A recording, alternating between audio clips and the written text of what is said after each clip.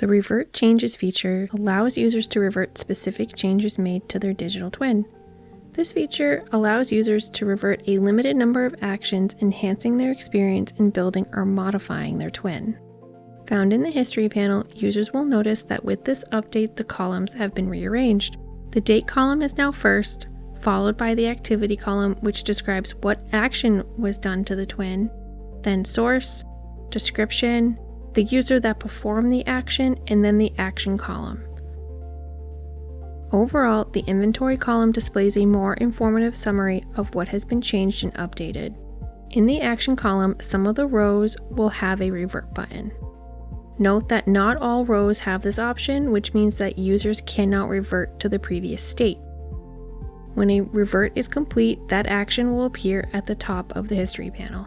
This feature is particularly helpful when importing asset data for numerous elements with Excel. We wanted to offer a way to go back to the previous state should an unwanted change be accidentally made.